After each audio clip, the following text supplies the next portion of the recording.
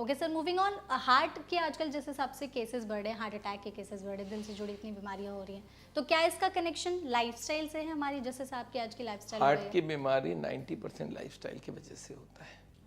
कुछ genetic cases होते हैं, बट वो हम लोग अगर एक बार कोलेस्ट्रॉल ट्राइग्लिसराइड चेक कर लें तो पता चल जाता है। अदरवाइज जो हार्ट की बीमारी का मेजर कारण है वो है खाने में फैट की मात्रा बढ़ जाना। दो तरह की फैट होती है, कोलेस्ट्रॉल, ट्राइग्लिसराइड। कोलेस्ट्रॉल होती है नॉनवेज फूड में और दूध में, और ट्राइग्लिसराइड होती है ऑयल में और नट्स में। ये दो चीज़, चार चीज़ हम लोग जितना ज़्यादा खाएंगे उतना हमारे ब्लॉकेज होने के चांसेस हैं। उसके साथ आती है ब्लड प्रेशर, शुगर, मोटापा, उसके संग आती है स्मोकिंग, अल्कोहल। ये सारे ब्लॉकेज को बनाने में मदद करती हैं। तो ये लाइफस्टाइल की बीमारी है। अगर ये लाइफस्टाइल को हम लोग कंट्रोल कर दें, अगर उनको हर दिन वॉक करने बोल दें, हर दिन योगा करने बोल दें, स्ट्रेस कम करवाएं और ये सारा काम किया जाए, तो हार्ट की बीमारी में डेथ पूरी की पूरी ज़ीरो हो सकती है। और मेरे को लगता है ये सारे 1/3 पॉपुलेशन हर साल, अगर 1 करोड़ लोग मरते, 35 lakhs are heart in India. और पूरे वर्ल्ड में भी इस तरह के स्टैटिस्टिक्स हैं। तो ये सबको हम बचा सकते हैं। It's a complete lifestyle dependent disease. 35 lakh तो बहुत बड़ा नंबर होता है। आप सोच लीजिए, अभी इसराइल के वॉर में 35,000 लोग मरे हैं, पूरे वर्ल्ड में हल्ला हो रहा है, और इंडिया में 35 lakhs, 100 गुना लोग हर साल मर रहे हैं हार्ट अटैक से। इट्स अ साइलेंट एपिडेमिक, लोगों को पता नहीं चल रहा है। बट आप किसी के घर पे पूछे हार्ट का बीमारी, बोलता है हार्ट अटैक, बोलता हुआ है, लोगों को बाईपास हुआ है, एंजियोप्लास्टी हुआ है। तो ये it's a common disease, most common disease the world. Okay sir, आप जैसे हार्ट अटैक की अभी हम लोग बात कर रहे थे, तो 3 हार्ट अटैक्स आई थिंक होते हैं, मिनी, एक हार्ट अटैक, एक मेजर और एक मैसिव। तो इन तीनों के बीच क्या डिफरेंस है, इसके बारे में प्लीज देखिए, हार्ट अटैक मतलब क्या है, एक बार थोड़ा सा समझते हैं। हार्ट की बीमारी का मतलब क्या है, हार्ट में जो खुद को सप्लाई मिलता है, हार्ट पूरे बॉडी को ब्लड देता है, खुद के लिए 3 ट्यूब लेती है। और वो जो 3 ट्यूब है उनका नाम है कोरोनरी आर्टरी, जिसकी डायमीटर आप समझ लीजिए, बच्चे पेंसिल से लिखते हैं उस स्पीड उतना होता है 4-5 मिलीमीटर का। उसके अंदर चर्बी जमने लगती है, ये कोलेस्ट्रॉल और ट्राइग्लिसराइड जम के उसको अंदर से चोक करने लगता है। जब ये 70-80 जाती है तब तक तो पेशेंट को पता भी नहीं चलता है। फिर वो ब्लॉकेज बढ़ती रहती है। तो ब्लॉकेज का 2 दीवार है, एक तो बाहर वाली दीवार वो बहुत सख्त होती है, एक अंदर वाली बहुत मुलायम होती है। वो खींचता जाता है और वो एक पर्दा हो जाता है, वो पर्दा होके फट जाता है, और फटते ही वहाँ से केमिकल निकल के क्लॉट बना देता है। तो एक तो 80% की ब्लॉक थी और 20 में क्लॉट आ गया 100 is equal to no supply is equal to heart attack. तो जैसे ही एक ट्यूब के अंदर 100 हुआ, वो ट्यूब जिस एरिया को सप्लाई दे रहा था वो एरिया मरना चालू हो जाएगा, और उस वक्त उसको हार्ट अटैक बोलते हैं। बैठे बैठे दर्द होती है, और उस वक्त बहुत ज़्यादा भी हो सकता है ना। हार्ट अटैक भी 3 तरह का हो सकता है। अगर ब्लॉकेज कहाँ पे है उसके ऊपर डिपेंड करता है। जैसे एक ट्यूब है, मान लेते हैं शुरुआत की, मिडिल की, लास्ट की। अगर लास्ट में हार्ट अटैक होता है तो बड़ा एरिया नहीं मरेगा, 100 हो गया, एरिया मरा, पर छोटी सी एरिया मरा, पेशेंट को तकलीफ थोड़ी बहुत हुई, उसने इग्नोर कर दिया और वो जीता रहा, कोई प्रॉब्लम नहीं है, वो बोलता है मुझे हार्ट अटैक है ही नहीं, मुझे पता ही नहीं। दूसरा होता है कि एकदम शुरुआत में हो जाए, उसको बोलते हैं माइनर की जगह मेजर अटैक हो गया, तो हार्ट का बड़ा एरिया मरेगा। उस वक्त अगर हॉस्पिटल में केयर अच्छा हो गया तो हो सकता बच भी जाए, हो सकता मर भी जाए। और एक होता है मैसिव हार्ट अटैक, हार्ट के 3 ट्यूब में से 2 ट्यूब एक ही जगह से निकलती है, और वो छोटा सा स्टेम होता है, वहाँ पे ब्लॉक हो जाए, उसको बोलते हैं लेफ्ट मेन। उसमें अगर 100 हो जाए तो पेशेंट उठेगा भी नहीं, नींद से सोया ही चला जाएगा, किसी को उठाने की जरूरत नहीं है। आपने सुना होगा 2 मिनट बाद में साफ हो गया, that was a massive heart attack. तो ये डिपेंड करता है लोकेशन ऑफ द ब्लॉकेज। तो आप अगर लोकेशन पता करना चाहते हैं कि मेरी ब्लॉकेज कितनी है, तो आजकल एक टेस्ट आ गई, इसको बोलते हैं सीटी कोरोनरी स्कैन। आजकल ऊपर से स्कैन करके, आजकल एडमिट करने की जरूरत नहीं है, तार घुसाने की जरूरत नहीं है अपने अंडर, आप ऊपर से एक्सरे करके देख सकते हो कितनी ब्लॉकेज है। तो आजकल ये टेस्ट अवेलेबल है, and it is not very expensive, few 7-8,000 rupees में हो जाती है, और वो आपको बता देगा आपकी ब्लॉकेज की लोकेशन कहाँ है। अगर शुरुआत में है तो then you have to be very very careful, you can't take a risk. और अगर टुवर्ड्स एंड है तो फिर ये मालूम है कि कुछ होगा भी तो जान तो नहीं जाएगी, बट स्टिल हम लोग पहले से ही प्रिकॉशंस हम लोग अगर ब्लॉकेज को बढ़ने ना दें तो हार्ट अटैक ही ना हो। हार्ट अटैक होता क्यों, ब्लॉकेज अगर बढ़ती रहती है तो उसके ऊपर का पर्दा फट जाता है, अगर ना बढ़े तो हार्ट अटैक ही ना हो। तो हार्ट अटैक प्रिवेंशन का मतलब ही है ब्लॉकेज ग्रो नहीं करना चाहिए, इसको बोलते हैं प्रिवेंशन। और हम एक स्टेप और आगे जाते हैं, हम बोलते हैं ब्लॉकेज को कम कर दो, इसको बोलते हैं रिवर्सल। तो मैं हार्ट के पेशेंट्स को बोलता हूँ आप दोनों में से कुछ भी कर लो, प्रिवेंशन करोगे तो भी हार्ट अटैक के चांस कम हो गया और रिवर्सल करोगे तो फिर तो बहुत ही अच्छी बात है। देखिए मैं आपको समझाता हूँ हार्ट की बीमारी होती क्या है, एकदम रॉ फॉर्मेट में समझते हैं। ये है हमारी ह्यूमन बॉडी और ये है हार्ट। करीब करीब 300 ग्राम का वजन होता है। अब इस हार्ट का काम है पूरे बॉडी को ब्लड भेजना। हार्ट को मैं थोड़ा बड़ा कर देता हूँ, ये हार्ट को बड़ा कर दिया। हार्ट पंप करती है तो यहाँ से एक ट्यूब निकलती है जो पूरे बॉडी को ब्लड दे देती है। और हार्ट जब काम करते रहती है, इसको खुद के लिए ब्लड चाहिए, तो इसके लिए 3 ट्यूब हार्ट को मिल जाती है। These are called coronary arteries. एक राइट साइड में इसका नाम है राइट कोरोनरी आर्टरी, एक लेफ्ट साइड में इसका नाम है लेफ्ट मेन, डिवाइड्स इनटू 2, एक पीछे चली गई लेफ्ट सर्कमफ्लेक्स, एक सामने चली गई एलएडी। ये जो ट्यूब है इसके अंदर मान लेते हैं ब्लॉकेज हो गया। एक ब्लॉकेज को मैं बड़ा करके दिखा रहा हूं, ये ट्यूब है नाउ। अब इस ट्यूब के अंदर चर्बी जम जाती है, कोलेस्ट्रॉल जम जाती है। अच्छा, ये शुरू कब होती है? 20 साल की उम्र में। देखिए 20 साल तक हमारे बच्चे ग्रो करते रहते हैं, 20 साल के बाद ग्रोथ खत्म हो जाती है, तब ये ब्लॉकेज शुरू होती है। तब तक फैट यूज हो जाती है अपने काम में। अब ये देखिए ब्लॉकेज थोड़ा सा हुआ 20 साल की उम्र में, और थोड़ा बढ़ता गया और थोड़ा बढ़ता गया, ये चर्बी जमते जा रही है। और ये चर्बी जमते जमते देखिए अभी 50% ब्लॉक हो गई है, कोई दिक्कत नहीं है। अब now the blockage has become almost 70%, और अभी भी मरीज को कोई तकलीफ नहीं है बिकॉज उसके पास 30% खुला है। हमारी हार्ट की जो जरूरत है वो है 10%, 20%, 30%, depending on the speed of the heart. Heart की जरूरत है 10% जब आदमी बैठा है, कोई मेहनत नहीं कर रहा। जब चलता है तो 20%, दौड़ता है तो 30%। तो 70 ब्लॉक है तो आदमी दौड़ पाता है। द डे ही सेज कि मेरे को चलने में दौड़ने में दर्द तकलीफ हो रही है, तो समझ जाइए 70 क्रॉस कर गया है। और जिस दिन बोले चलने में दिक्कत है तो 80 क्रॉस कर गई है। जिस दिन बोले बाथरूम जाने में तकलीफ है तो 90% ब्लॉकेज हो। अब ये ब्लॉकेज 90, 80, 70 जब क्रॉस कर जाता है, इसको बोलते हैं एंजाइना। तो हार्ट की बीमारी का पहला प्रेजेंटेशन एंजाइना, कि सर मैं चलता हूँ, स्पीड लेता हूँ तो छाती में दर्द होती है, हाथ में चली जाती है, चोकिंग होती है, सांस फूल जाती है। और दूसरी प्रेजेंटेशन है हार्ट अटैक। वो क्या चीज होता है? ये 80% ब्लॉक है और ये अगर यहाँ पे क्लॉट आ जाए तो अब ये 100% ब्लॉक हो गया। This is called heart attack. अब आप बोलेंगे सर क्लॉट क्यों आया? क्लॉट कैसे आता है वो समझा देता हूँ। ब्लॉकेज के ऊपर एक मेम्ब्रेन होता है, एक पर्दा होता है जो ब्लॉकेज को अंदर से रोक के रखता है। और ब्लॉकेज अगर बढ़ती गई तो ये मेम्ब्रेन स्ट्रेच होता रहता है और एक दिन ये मेम्ब्रेन बस्ट कर जाता है। इसको एग्जांपल समझ लीजिए, एक नोट की गड्डी में रबर बैंड लगा है और मैं नोट घुसाता जा रहा हूँ, रबर बैंड टाइट होते होते एक दिन रबर बैंड फट जाता है।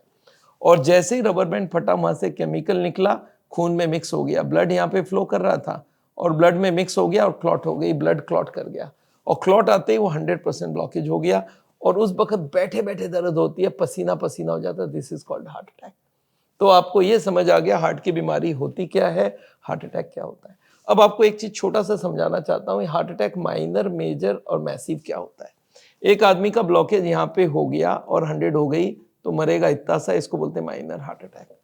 और अगर ब्लॉकेज यहाँ पे हो गई तो ये पूरा एरिया मरेगा, इसको बोलते हैं मेजर हार्ट अटैक। बच भी सकता है, नहीं भी बच सकता है। और अगर ब्लॉकेज यहाँ पे हो गई, 100 हो गया तो ये भी गया और ये भी गया, 2 ट्यूब एक साथ गए तो डेथ हो जाती है। तो ब्लॉकेज की लोकेशन पता होना बहुत जरूरी है, और this can be done with a CT angiography. अब आगे सोचते हैं हार्ट अटैक को रोका कैसे जाए। बहुत सिंपल सी बात आपको समझनी पड़ेगी कि ये जम क्या चीज रहा है। मैं एक गांव में लेक्चर दिया, वहां पे कोई से बात किया, मैं बोला देखो ये ब्लॉकेज बढ़ रहा है, क्या करना चाहिए? बोला सर ये जो काला काला आइटम है इसकी सप्लाई बंद कर दो। तो ये काला आइटम का नाम क्या है? इसके 2 नाम है, इसका नाम है फैट, 2 नाम है, एक है कोलेस्ट्रॉल। ये ब्लॉकेज का सबसे बड़ा कारण है कोलेस्टेरॉल, और एक होता है ट्राइग्लिसराइड, ये होता है तेल। ये 2 चीज एक्चुअली जमती है और बाकी इनको मदद कौन करता है? इनको मदद करता है high blood pressure, high sugar, मोटापा, स्मोकिंग, एक्सरसाइज नहीं करना। और इनको अपोज कौन करता है? अपोज करता है एक्सरसाइज, अपोज करता है ग्रीन वेजिटेबल, सलाड्स। तो आप स्ट्रेस मैनेजमेंट, योगा। तो हार्ट के पेशेंट्स को हम लोग बोलते हैं इन दोनों की सप्लाई बंद करो। कोलेस्ट्रॉल मिलती है नॉनवेज फूड में और दूध में, और दूध में से फैट निकाल सकते हो, नॉन वेज को बंद कर सकते हो। और ट्राइग्लिसराइड इज ऑयल, इसके लिए हम लोग बोलते हैं जीरो ऑयल खाना। और ऑयल जिस चीज से आती है, नट्स और सीड्स, उनको भी हम मना करते हैं। आप सोचिए, मैं एक सीड की तेल बना रहा हूं, उसको मना कर रहा हूं, पर सीड को अलाउ कर रहा हूं, तो दैट इज नॉट फेयर। तो ये दो चीज की सप्लाई बंद हो जाए तो हार्ट की बीमारी के चांसेस कम हो जाते हैं। और उसके संग अगर उसको जो सपोर्टर्स मिल गए थे खराब वाले, ब्लड प्रेशर, डायबिटीज, इनको तो हार्ट की बीमारी का एक छोटा सा आप चीज समझेंगे, मलेरिया बीमारी है, एक कारण है, उसको हटा दिया, मलेरिया साफ। आपको इन्फेक्शन हो गया, एंटीबायोटिक लिया, ठीक। हार्ट की बीमारी में एक कारण नहीं है, कोलेस्ट्रॉल, ट्राइग्लिसराइड्स को छोड़ के 8-10 और रीजंस है। तो ये सारों को कंट्रोल करना, और एक है गुड कोलेस्ट्रॉल, उसको भी बढ़ाना होता है, उसके लिए वॉकिंग, एक्सरसाइज, ये सब करना पड़ता है। तो हार्ट की बीमारी सॉल्व करने के लिए हमने एक बहुत सिंपल सा आइडिया लिया है, and that is called Sawal safety circle. एक सर्कल हमने बनाया है और इसमें बहुत सारे व्हील में बहुत सारे स्पोक्स डाले हैं, एक कोलेस्ट्रॉल की, एक ट्राइग्लिसराइड की, एक ब्लड प्रेशर की, एक शुगर की, एक खाने पीने का, एक वॉकिंग का, एक्सरसाइज। अच्छा, ये सबके 3 रेंज है। कोलेस्ट्रॉल थोड़ा ज्यादा और ज्यादा, अगर आप अपर रेंज में तो ब्लॉकेज बढ़ा रहे हो, उसको बोलते हैं रेड एरिया। आप रेड में हो तो ब्लॉकेज बढ़ा रहे हो, येलो में है तो ब्लॉकेज रुक गया, और ग्रीन में हो तो आप सेफ हो, आप रिवर्स कर रहे हो। तो मुझे सारे कारण को एक साथ कंट्रोल करना होगा, and this is the crux of heart disease control, reversal of heart disease. Prevention is in the middle. Blockage बढ़ाना हो गया यहाँ पे, तो आम आदमी देखा गया है सब ब्लॉकेज बढ़ाए जा रहे हैं, या तो ये गलती, वो गलती, वो गलती। इसके लिए हम लोग एक ड्रम थियरी बोलते हैं। एक ड्रम है जिसमें 14 छेद है, और आप बताओ मुझे ड्रम भरना, कितनी छेद बंद करूं? तो हार्ट के पेशेंट को मेरी एक सिंपल सी एडवाइस है कि एक चीज को कंट्रोल नहीं करो। मुझे कोलेस्ट्रॉल भी लोएस्ट में चाहिए, ट्राइग्लिसराइड भी लोएस्ट में चाहिए, बीपी भी लोएस्ट में चाहिए, शुगर भी कंट्रोल चाहिए, वॉकिंग भी चाहिए, स्मोकिंग भी बंद चाहिए, और उसके संग जीरो ऑयल खाना भी चाहिए, उसके संग मुझे योगा भी चाहिए। ये सारे चीजों को एक साथ करना पड़ेगा, और इसके लिए 3 लोग जरूरत है। एक तो परिवार, एक खुद, और एक डॉक्टर। डॉक्टर क्या कर सकता है? कोलेस्ट्रॉल, हमारी बॉडी में कुछ बनती भी है, बहुत सारे जेनेटिक केस हैं जहां पे कोलेस्ट्रॉल तैयार होती है बॉडी में, ट्राइग्लिसराइड तैयार होती है एक्स्ट्रा अमाउंट में। अगर उनको कंट्रोल नहीं करेंगे तो हार्ट अटैक करेगा। उसके लिए हो सकता है कोलेस्ट्रॉल की दवाई भी देनी पड़े। बीपी कंट्रोल नहीं है, शुगर कंट्रोल में, दवाई से कंट्रोल कर दूं। तो हार्ट के पेशेंट को तीनों को साथ लेके चलना पड़ेगा। एक डॉक्टर जो ये सारे फैक्टर्स को कंट्रोल कर दे, दूसरा खुद वॉकिंग और योगा करे, स्मोकिंग वगैरह बंद करे, वेट कम करे, और तीसरा फैमिली जो सपोर्ट करे, बिना ऑयल का खाना खिलाए, नॉनवेज ना खिलाए, सलाद सब्जी ज़्यादा खिलाए। ये सारे एक साथ हो जाए तो हार्ट का हर पेशेंट बच सकता है। और इसको हम लोग बोलते हैं safety circle. Green is safe 100%, yellow is 50%, और रेड मतलब you are in high risk. आपने जो अभी टेस्ट की बात की, वो टेस्ट के बारे में प्लीज़ थोड़ा सा और एक्सप्लेन करिए, क्योंकि बहुत कम लोग जानते होंगे इस टेस्ट को किस टाइम ड्यूरेशन पर कितनी बार कराना चाहिए। देखिए, अब हमारे अंदर 70 ब्लॉकेज होता रहा, उसमें 30-40 साल भी लग सकते हैं। अच्छा। कोई तकलीफ नहीं होती है। तो पेशेंट को पता ही नहीं उसके अंदर कितनी ब्लॉकेज है और कहाँ ब्लॉकेज है, कितने नंबर्स हैं। आजकल सब प्रिवेंटिव चेकअप कराना चाहते हैं कि भाई अंदर का बताओ मेरे को, अभी क्या आगे होने वाला है। तो प्रिवेंटिव चेकअप में आगे के ज़माने में एक क्रूड सा टेस्ट होता था जिसको बोलते थे एंजियोग्राफी। उसमें डॉक्टर को एक पैर से, हाथ से अंदर ट्यूब डालनी होती थी हार्ट तक, और फिर उसमें डाई डाल के उसका पिक्चर लेते थे और ब्लॉकेज बताते थे। और उसमें रिस्क ये होता था कि वहीं पे डेथ भी हो सकती थी, तो एडमिट करना जरूरी होता है। तो एक आदमी को बोला जाए आपका हार्ट का कंडीशन चेक करेंगे, आपको तकलीफ नहीं है, पर आपके अंदर तार घुसाएंगे, एडमिट करेंगे, तो वो बोलता है साहब मैं ठीक हूँ, मेरे को नहीं चेक कराना। मैं ये सोच रहा था कोई अच्छी टेस्ट आ जाए जहाँ एडमिट भी ना होना पड़े और कुछ झंझट भी ना हो, 2 मिनट में पता चल जाए। और लकीली ये टेस्ट आ गई है, इसका नाम है सीटी कोरोनरी एंजियोग्राम। ये आजकल कुछ नहीं कर जाए। आगे ब्रेन की सीटी स्कैन होता था, आपने सुना है? हाँ। लेटा के ब्रेन का अंदर का सब देख लेते थे। Heart is a very fast organ. Brain fixed है तो उसके अंदर बहुत सारे स्लाइस लिया हो जाता था, लेटा दिया और 200 बार एक्सरे ले लिया और 200 को जोड़ के कंप्यूटर में देख लिया, उसको बोलते हैं computerised tomography. Heart moving organ है, तो इसके लिए वो नॉर्मल वाली सीटी एंजियोग्राफी नहीं, सीटी नहीं चलेगी, इसके लिए बहुत फास्ट सीटी चाहिए होता है। तो आगे ही 64 स्लाइस, फिर 128 स्लाइस, फिर 256 स्लाइस। अब इतनी बढ़िया मशीन हो गई है, 1 सेकेंड में आपके अंदर का देख के बता सकता है कौन से ट्यूब में कितनी ब्लॉकेज है। और इस टेस्ट का अवेलेबिलिटी अभी इंडिया में करीब हर बड़े बड़े सिटी में आ गई है, और यूजुअली इसका कॉस्ट कोई 15,000 के आसपास होता है। पर अगर इससे ठीक से हम लोग ने अपने तरफ से बार्गेनिंग किया, बहुत सारे हमारे हर सिटीज़ में जहाँ भी हमारे सेंटर्स हैं उनसे हमने बार्गेनिंग करके इसको 7,000, 7,000, 8,000, 6,000 में भी करवा के रखा है। तो 5-7 हज़ार में अगर ये ब्लॉकेज पता चल जाए कोई को, और बिना एडमिशन के 1 सेकेंड के अंदर वो लोग एक डाई डालते हैं, एक एक्सरे करते हैं और 2 मिनट में आप बाहर, और you know how much blockage is there in which tube and where is the location. तो ये टेस्ट आजकल वाइडली अवेलेबल है, और हमारे कोई भी साउल के सेंटर में जाके आदमी इसका डिटेल लेके कहाँ इतने सस्ते में होता है वो भी पता कर सकता है। Okay, great.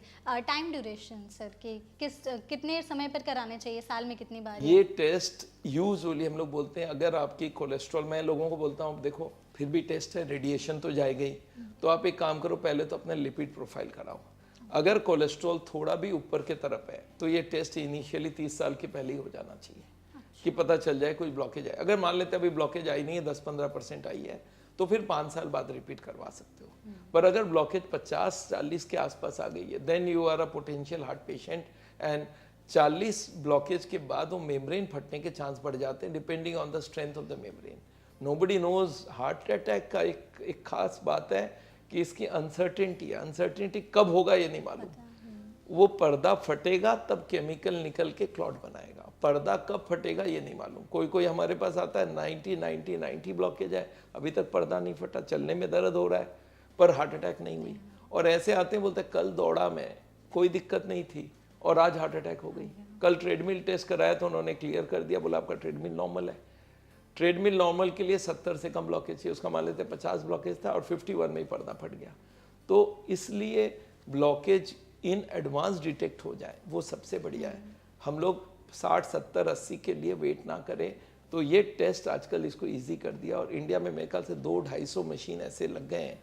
वर्ल्ड के बड़े बड़े कंपनी इसको बनाता है, जैसे Siemens, General Electric, Toshiba, Philips, ये लोग बनाते हैं। करीब 4-5 करोड़ की मशीन होती है, but it's a wonderful test. मैं समझता हूँ पिछले 20 साल में अगर मेडिकल साइंस में सबसे बढ़िया टेस्ट आई है कुछ, तो ये है इनोवेशन, जिससे आपके हार्ट की ब्लॉकेज कई सेकंड के अंदर पता कर सकता है कोई भी। That's a miracle. I think अगर हॉस्पिटल में जाकर लाखों खर्च करने से अच्छा है कि हम पहले इस टेस्ट को करा करके प्रिवेंशन ले लें और अपनी लाइफस्टाइल थोड़ी सी बेटर करें। अगर ब्लॉकेज है तो आपको देख लेना होगा, नहीं है तो भी आपके करने तो चाहिए। पर अगर 40-50 के ऊपर है then don't take a risk, फिर वो हार्ट अटैक के चांसेस बहुत बढ़ जाते हैं। ओके सर, अभी हम लोग बात करें, जैसे आपने कहा कोलेस्ट्रॉल की बात, तो जिन पेशेंट्स को पहले से कोलेस्ट्रॉल है, डायबिटीज़ है या ब्लड प्रेशर, थायराइड है, तो इन पेशेंट्स में कितने चांसेस है हार्ट डिजीज़ के? देखिए, हार्ट की बीमारी और दूसरी बीमारी में एक फ़र्क है। जैसे मलेरिया है, एक कारण है, आप मलेरिया के जर्म्स को मार दो, बीमारी साफ। कोई को न्यूमोनिया हो गया, एक एंटीबायोटिक दिया, ठीक हो गया।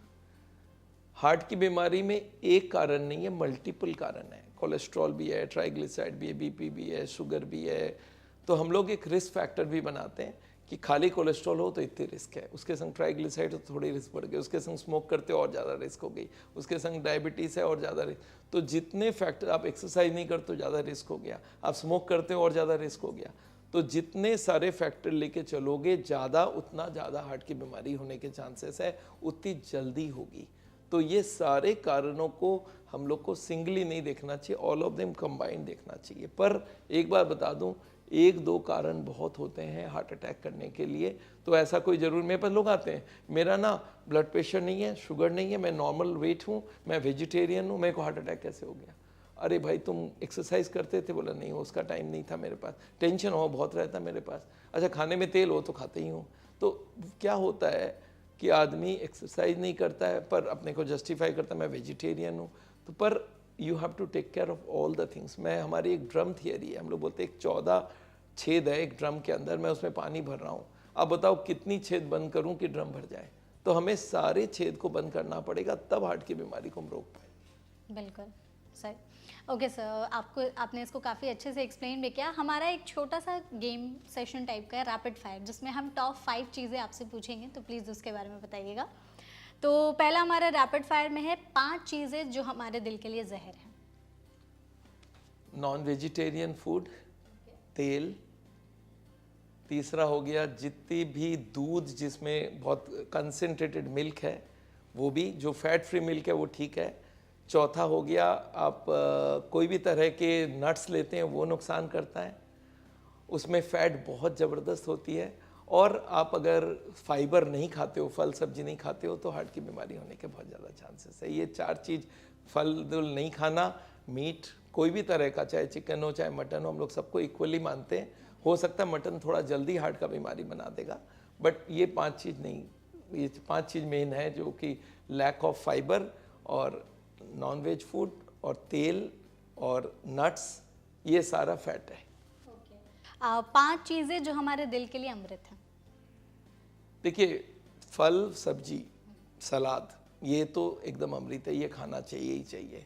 अगर आप देखेंगे फाइबर अगर खाना है, चावल रोटी तो खाना ही चाहिए, बट वो अगर छिलके वाला हो या जो आटा है उसमें आप बहुत सारा मिलेट वगैरह डाल देंगे तो ये बहुत हेल्दी हो जाता है। तो मिलेट्स हो गया, ओट्स हो गया, या फल और सब्जी हो गई, और आप पानी पीजिए, जूस पीजिए, ये these are all heart healthy items. जो अनहेल्दी है उनको अवॉइड करना पड़ेगा। ओके, 5 ड्रिंक्स जो हमारे दिल के लिए अच्छी हैं। देखिए, सारे जूसेस जिसमें विटामिन्स, एंटीऑक्सीडेंट्स है, all of them are good. तो जितनी भी जूस है वो लेना चाहिए। सूप्स भी अच्छा मानते हैं हम लोग, जितने भी तरह के सूप्स है दे आर गुड। कोला हम लोग नहीं चाहते हैं, बट हम लोग चाहते हैं कि जितने तरह से भी आप नॉर्मल पानी इज़ अ बेस्ट ड्रिंक। और अगर जूस में आप बोलते हैं कौन सा है, तो ऑरेंज की जूस, उसमें बहुत ज़बरदस्त विटामिन सी होती है। तरबूज की juice, watermelon juice widely available है। अच्छा, नारियल पानी भी बहुत अच्छा माना जाता है। तो these are drinks which are wonderful, इसको लेना चाहिए। ओके, 5 साइन जो हमें पहले ही बता देती हैं कि हमें दिल की बीमारी का खतरा है। देखिए, एक साइन कि चलने से, स्पीड लेने से, सीढ़ियाँ चढ़ने से छाती में दर्द होता हो और वो दर्द इस हाथ में जाता हो। सेम चलने, एक्सर्शन करने से सांस फूलता हो। ये 2 बहुत एकदम कॉमन है। और साइंस, अगर आपको लग रहा है कि मैं बहुत जल्दी थक जाता हूँ, कोई भी छोटा सा एक्सर्शन करते ही सांस फूलने लगती है, या आपको लगता है एकदम कमजोरी आ गई है, वो है। कुछ लोगों को चोकिंग होती है, लगता है गला कोई दबा रहा है, चलने से गला दबा रहा है। कुछ लोगों को जलन होती है, चलने से, रुकने से ठीक हो जाता है। कुछ को डकार आती है चलते वक्त। नाउ दीज आर साइंस कि आप हार्ट को चेकअप कराओ। ये these are not good science, they lead towards heart. Heart की बीमारी में 70-80 ब्लॉकेज होने के बाद परसेंटेज में ये इस तरह की तकलीफ आ सकती है। 5 टेस्ट जो हमें टाइम टू टाइम कराते रहना चाहिए ताकि हार्ट रिस्क का जो खतरा है वो कम। पहला टेस्ट है लिपिड प्रोफाइल, जिसमें कोलेस्ट्रॉल, ट्राइग्लिसराइड, ये दोनों देखा जाता है। कोलेस्ट्रॉल अगर ज़्यादा है तो हार्ट की रिस्क है, ट्राइग्लिसराइड ज़्यादा है तो हार्ट की रिस्क है। एक शुगर और एक ब्लड प्रेशर, ये 4 तो बहुत ज़रूरी है। और 5वां मैं लोगों को बोलता हूँ बाकी सब छोड़ दो, इको, TMT, ECG सब छोड़ दो, आप CT स्कैन करवा लो। This is the 5th one I want. Okay, and एक और है कि 5 फर्स्ट एड किट, मतलब हमारी जो फर्स्ट एड किट घरों में अवेलेबल होती है, तो उसमें 5 चीज़ें हमें कैसी डाल के रखनी चाहिए। देखिए, एक तो हम लोग हार्ट के पेशेंट्स के लिए बोलते हैं सॉर्बिट्रेट करके गोली होती है, जो जीभ के नीचे रखा जाता है, वो हार्ट की ट्यूब को चौड़ा कर देता है। तो अगर कोई को छाती में दर्द हो रहा है तो सॉर्बिट्रेट उस वक्त 2 मिनट में दर्द कम कर सकता है। एक चीज़ जो बहुत ज़रूरी है वो है, अगर आप ग्लूकोज के पेशेंट हो, डायबिटीज़ के पेशेंट हो, तो आपके पास ग्लूकोज होना चाहिए, क्योंकि कभी नहीं खाया खाना और दवाई खा लिया तो शुगर गिर जाता है, उससे भी हार्ट अटैक के चांस होता है। ग्लूकोज होना चाहिए। 3 और दवाई हम लोग रखना चाहते हैं, एक है एस्पिरिन, एक है क्लोपिडोग्रेल, ये दोनों ब्लड को पतला करता है, और एक है कोलेस्ट्रॉल लोअरिंग ड्रग एटोर्मोस्टैटिन। तो हम लोग एक कॉम्बिनेशन बोलते हैं, इसको हम लोग बोलते हैं रामबाण हार्ट के पेशेंट्स के लिए। अगर आपको लग रहा है मेरा हार्ट अटैक हो रहा है, उस वक्त ये तीनों टैबलेट को चबा के खाना होता है। एस्पिरिन करीब 350-25 ग्राम्स का एस्पिरिन मिलता है डिस्पिरिन करके। 2 टैबलेट क्लोपिडोग्रेल का 100-150 मिलीग्राम वाली मिलती हैं, और एक एटोर्मोस्टैटिन 80 मिलीग्राम। इन 3 की कॉम्बिनेशन सबके फर्स्ट एड बॉक्स में रखना चाहिए, जिनको भी हार्ट की बीमारी होने के आसार है। जिस वक्त हार्ट अटैक होती है, बैठे बैठे दर्द होती है, पसीना पसीना हो रहा है, उस वक्त उसको हॉस्पिटल पहुंचने टाइम लगता है हार्ट अटैक के वक्त, तो ये 3 टैबलेट अगर वो चबा के खाए तो ब्लड उसी वक्त पतला होता है और हार्ट अटैक के नुकसान बंद हो सकती है, हार्ट अटैक भी रुक सकता है। Okay, great.